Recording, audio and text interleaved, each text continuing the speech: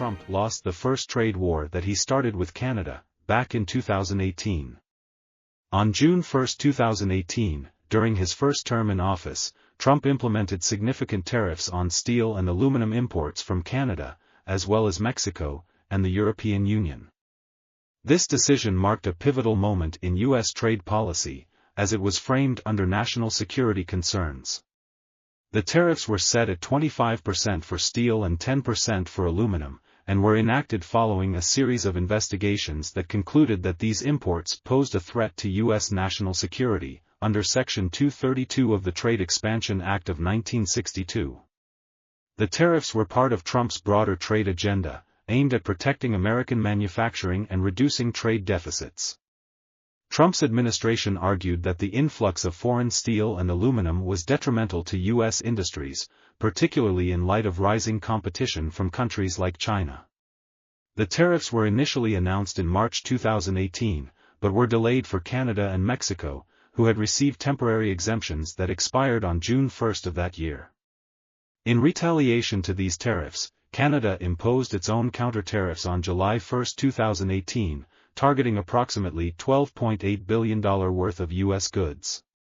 This included tariffs on various products, such as steel, aluminum, and agricultural goods, like ketchup and pizza. Canadian Prime Minister Justin Trudeau emphasized that while Canada would not be pushed around, it would respond in a reasonable manner. The tariffs initiated a trade war that affected various sectors on both sides of the border. American companies faced increased costs for raw materials due to the tariffs on steel and aluminum, which in turn led to higher prices for consumers on a range of products. The economic fallout was significant, with job losses and reduced competitiveness in many industries, particularly in the agricultural sector.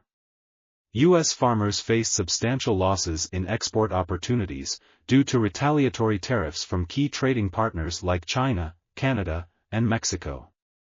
Between 2018 and 2019, U.S. agricultural producers incurred approximately $27 billion in lost exports, with soybean and pork producers being particularly hard hit. Trump's tariffs led to a sharp decline in prices for major crops.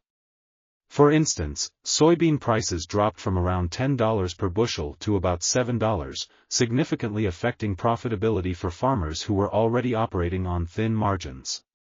Tariffs on imported goods, including fertilizers, with over 80% of U.S. potash sourced from Canada, raised production costs for farmers. This added financial strain came at a time when many were already grappling with high inflation and supply costs. To mitigate the financial damage caused by the tariffs, Trump implemented bailout programs, totaling around $12 billion to support affected farmers. However, these measures often benefited larger foreign corporations, rather than directly aiding local farmers. The tariffs created an atmosphere of uncertainty within the agricultural sector and beyond, complicating financial planning for farmers and rural businesses alike. Many business owners reported tighter budgets and increased difficulty in managing costs due to fluctuating commodity prices and trade tensions.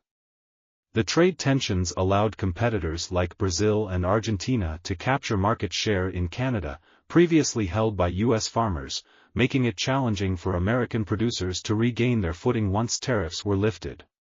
Trump's tariffs in 2018 had a profound negative impact on American farmers and businesses, disrupting established trade relationships, increasing operational costs, and leading to significant financial losses.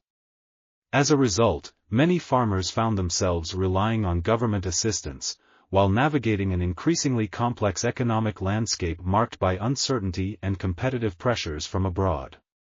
This was what Trump brought to America, back in 2018. Because of all this needless pain, Trump backed down, and lifted these tariffs in May 2019, and began negotiations for the United States-Mexico-Canada Agreement, the USMCA, which came into effect that year. Canada and the USA subsequently removed their respective tariffs, and Canada successfully settled pending disputes at the World Trade Organization. Thus, Trump lost the first trade war that he began with Canada. In fact, before Trump, there have been other trade wars between Canada and the United States, and each one of them, America has lost. The new trade war that Trump would have started with Canada, he suddenly realized he would also lose, and so has now backed down. Perhaps he was hoping that his bluster alone would bring winning results, which he could show to his supporters, who are desperate for signs of his golden age. But the warning signs of the economic chaos that would be unleashed, if he continued his reckless plan, were harshly obvious. And so, he has backed down, and placed a 30-day pause on the tariffs on Canada and Mexico. This pause will likely be extended further, until any talk of tariffs is swept off the table, and forgotten. No doubt Trump also remembered the lessons of 2018, when he lost his first trade war with Canada, and succeeded only in bringing needless pain and suffering to his fellow Americans.